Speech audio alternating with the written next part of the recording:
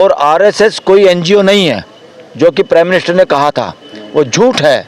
कोरी झूठ बोली थी प्राइम मिनिस्टर ने 15 अगस्त पे झंडा फहराते हुए कि वो सबसे बड़ा ऑर्गेनाइजेशन है, एनजीओ। एनजीओ जजों की अदालत नहीं है, कोर्टें जजों के लिए नहीं है, कोर्ट वकीलों के लिए नहीं है, कोर्ट जनता की कोर्ट है और जनता को न्याय देने के लिए। बदमाशी यहाँ की थी, जो ऐतिहासिक ब्लंडर और ऐतिहासिक गुंडागर्दी हुई देश के साथ, न्यायिक व्यवस्था को जिसने चरमरा दिया, कमजोर कर दिया, वो अरुण मिश्रा था।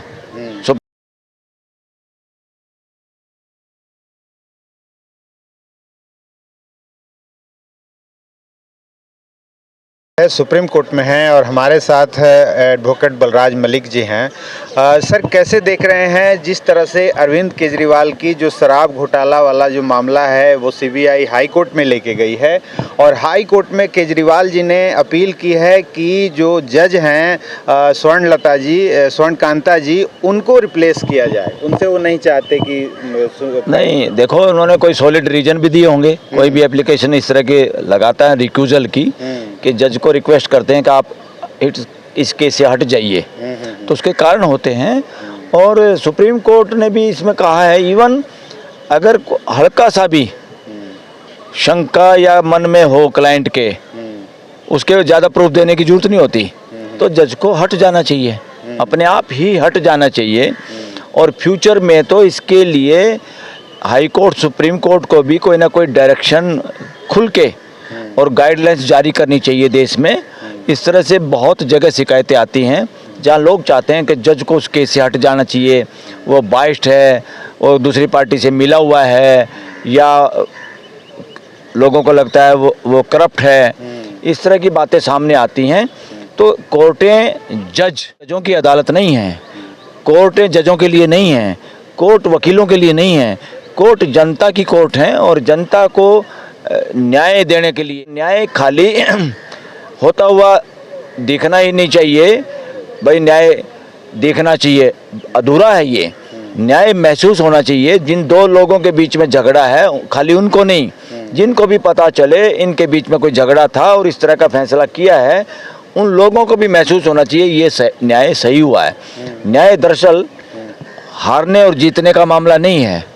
न्याय खाली कानून के आधार पर लोगों को, किसी को कुछ सामान दिलाना या किसी को सज़ा देना नहीं है। न्याय है देश के अंदर लोगों के बीच में, दो समाज के बीच में, दो राज्यों के बीच में आपस में समन्वय स्थापित करना और फ्रेटर्निटी स्थापित करना ही न्याय है। और केजरीवाल वाले मामले में अगर उन्होंने कहा कि जज को रिक्यूज करना चाहिए, मैं तो इस बात के उसमें फेवर करता हूं, जो हमें पता है एज एन एडवोकेट, कि वो आरएसएस और बीजेपी के प्रोग्राम में जाती है। आरएसएस कोई एनजीओ नहीं है जो कि प्राइम मिनिस्टर ने कहा था, वो झूठ है। कोरी झूठ बोली थी प्राइम मिनिस्टर ने 15 अगस्त पे झंडा फहराते हुए कि वो सबसे बड़ा ऑर्गेनाइजेशन है, एनजीओ पॉलिटिकल ऑर्गेनाइजेशन है।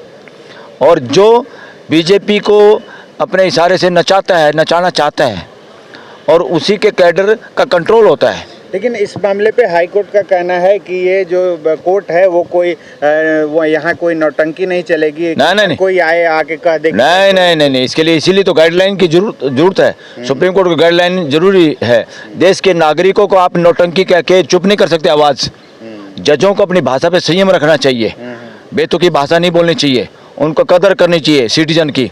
सिटीजन, क्लाइंट या एक्यूज्ड केस में जो लोग आते हैं, वो एक्यूज और क्लाइंट बाद में, सबसे पहले इस देश के नागरिक हैं और देश के नागरिक ही देश के मालिक हैं और देश की जनता ही, देश के नागरिक ही सर्वोपरि हैं देश के अंदर।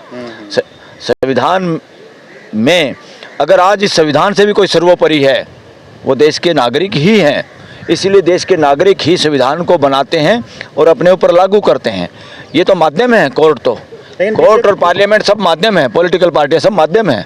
बीजेपी कह रही है कि ये केजरीवाल इसमें फंस जाएंगे, इसीलिए उनको नहीं कि जज बदल ले। बीजेपी को लग रहा है कि यही जज उसको फंसाएगी, यही जज है जो केजरीवाल को सजा देगी। बीजेपी होती कौन है बीच में बोलने वाली? एक क्लाइंट ने, बीजेपी उसमें पार्टी है क्या केस में? अगर बीजेपी पार्टी नहीं है केस में तो बीजेपी को बोलने की क्या जरूरत है इसमें? अरे जो पार्टी है, जो एग्रीव्ड है, उसने शिकायत की है, उसका शिकायत खुले दिमाग से और न्याय के आधार पर फैसला होना चाहिए। इतना करने के बाद तो अब तक उसको खुद रिक्यूज करना चाहिए था जज को।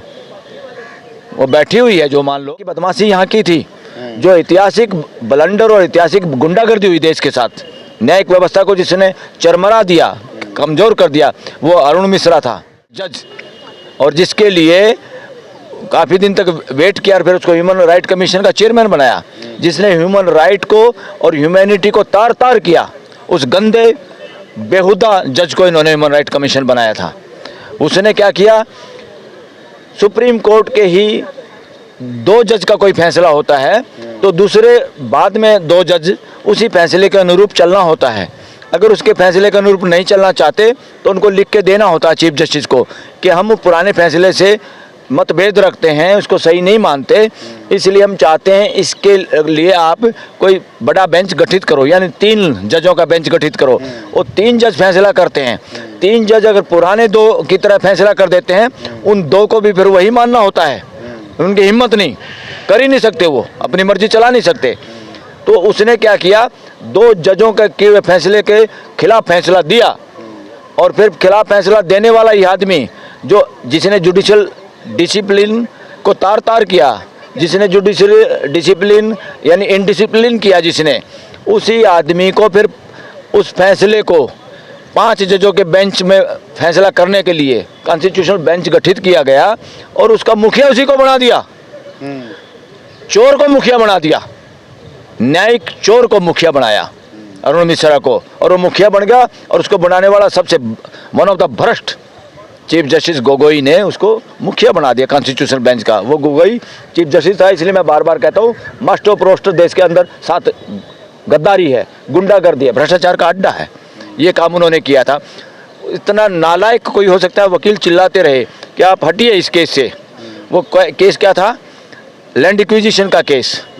उसमें था किसी की ज़मीन के अगर पैसे नहीं दिए हैं, या पोजीशन नहीं लिया है, या दोनों नहीं हुए हैं, तो आप लोगों की एक्वायर की हुई ज़मीन को वापस करो। अगर 5 साल से ज़्यादा तक आपने या तो पैसा नहीं दिया, या 5 साल तक भी आपने पोजीशन नहीं लिया, एक बात भी अगर होती है तब भी आपको वापस, जिसकी भी लैंड एक्वायर करेंगे, वापस करनी पड़ेगी। उसने क्या कहा, उसको और बना दिया, एंड को और बना दिया।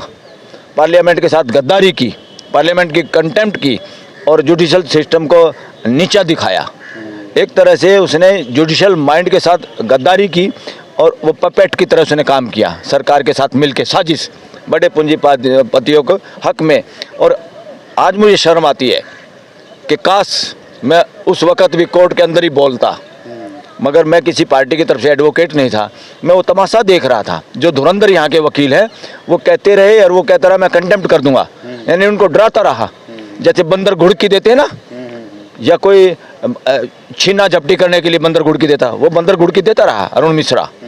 तो ये काम हुआ सुप्रीम कोर्ट में, इतना नंगा नाच हुआ है। उसी तरह का नाच बहुत सारे जज करते हैं। जजों पे उंगली अगर उठा दी तो उस जज को बदलना ही चाहिए। अच्छा। और उसको खुद ही हटना चाहिए, सोनकांता शर्मा को। इसका मतलब है किसी का प्रेशर है उस पर कि वो हट नहीं रही। वो केजरीवाल साहब कह रहे हैं कि आपसे न्याय की उम्मीद नहीं है। बहुत सही कह रहा वो, जिस हिसाब से उसका आचरण है, जिस हिसाब से वो उनके प्रोग्रामों में जाती है, ये समझौता है, ये कंप्रोमाइज है। इस तरह के जज जो भाग के जाते हैं आरएसएस के प्रोग्राम में। आरएसएस के प्रोग्राम में जाने का मतलब बीजेपी के प्रोग्राम में जाना, पॉलिटिकल प्लेटफॉर्म पे जाना। और मौके का चीफ जस्टिस भी बार बार जाके बीजेपी के मुख्यमंत्री इधर उधर के उसमें बहुत जाता है। अच्छा, यहाँ बैठे बैठे उद्घाटन हो सकते हैं भाई, तुम पॉलिटिशियनों की तरह उद्घाटन करते घूम रहे हो, डिस्ट्रिक्ट कोर्टों के तमाशेबाजी कर रहे हो देश के साथ, ये ठीक नहीं है। अच्छा, जिस तरह से एनसीईआरटी में एक पाठ्यक्रम जोड़ा गया न्यायालयों में भ्रष्टाचार का, हाँ। उस पर कोर्ट ने कहा कि इससे जो है न्यायालयों के प्रति लोगों के मन में गलत भावनाएं आएगी, विश्वास घटेगा। हाँ। तो क्या ऐसे सवाल से लोगों को नहीं लगेगा कि अब जजों पर भी विश्वास नहीं रहा तो फिर न्याय कौन देगा? नहीं, जजों पर विश्वास करने की जरूरत क्या है? जजों पे तो नजर रखने की जरूरत है। किसने कह दिया जजों पे विश्वास करो? न्यायालय का आदर करो। न्यायालय का आदर उसके काम से होगा देश के अंदर, जबरदस्ती नहीं हो सकता। क्यों होगा? तो इसीलिए वहाँ तो चीफ जस्टिस ने कंटेम्प्ट ऑफ कॉन्स्टिट्यूशन किया है, कंटेम्प्ट ऑफ सिटीजन्स किया है, देश के साथ कंटेम्प्ट किया है, उल्लंघन किया है, बिना सुनवाई किए दूसरे लोगों की। उन्होंने उन 2-3 जो प्रोफेसर या जो लोग थे उसको बनाने वाले, उनको कहा इनको किसी काम में ना रखो, इस तरह का आदेश जारी कर दिया। जैसे किंग की राजा की लाट साहब की कोर्ट है ये, सही है, हाँ। जैसे कोर्ट किसी के बाप की कोर्ट है। That is nonsense even on the part of chief justice. तो अब क्या लग रहा है सर, केजरीवाल जी ने कहा है कि जो अगले 6 तारीख को, अगले सोमवार को जो सुनवाई होगी हाई कोर्ट में, वो अपना पक्ष खुद रखेंगे, वकील नहीं रखेंगे। अच्छी बात, उसमें क्या दिक्कत है? वो खुद रखें, वकील रखें, वो कोई बात नहीं। आदमी या कानून है, कोई आदमी अपनी बात रखना चाहिए। ये तो बहुत बार होता है, वकील भी होता है तब भी क्लाइंट कुछ बात करना चाहता है तो कोर्ट से पूछ के तब भी हम लोग क्लाइंट को बोलने देते हैं, जज भी यस कर लेते हैं, उसमें कोई बुराई नहीं। लेकिन सीबीआई कह रही है कि तो जब आप ही को बोलना है तो वकील किस लिए रखें इनको? ये सीबीआई सिखाएगी क्या? सीबीआई होती कौन है? सीबीआई चुपचाप अपना काम करे। जो सॉलिसिटर जनरल है, संविधान के, हाँ, सॉलिसिटर जनरल का क्या कहना है? वही बदलेगा, कभी वो खुद करना चाहता है, कभी वकील करना चाहता है। वो कौन होता है रोकने वाला? वो भी तो क्या करता है, यहाँ उसके एएसजी दूसरे वकील खड़े रहते हैं, वो इधर उधर भागता है और कई बार तो कोर्टों को मूर्ख बनाते हैं कि वही करेंगे। क्यों करेंगे भाई? अकेला सॉलिसिटर जनरल करेगा क्या? आपको कानून नहीं आता क्या? दुनिया भर के वकील हैं यहाँ पर सरकार के, तो वो करें। बहुत बार क्या है, समय बर्बाद हो रहा है सुप्रीम कोर्ट का कि सॉलिसिटर आएगा। अरे कहाँ जाएगा सॉलिसिटर? बाकी तुम वैसे ही खाम खाओ, तुम्हें नॉलेज नहीं है लॉ की। तो जब वहाँ वो भागता फिरता है तब उसको याद नहीं आती ये बातें कि वहाँ जो दूसरे लोग हैं जिनकी ड्यूटी है ऑलरेडी उस केस में है, वो बोलेंगे तुम क्यों जाते हो? या सरकार निर्देश करती है क्या? तुम तभी शकल दिखाने जाते हो वहाँ पे।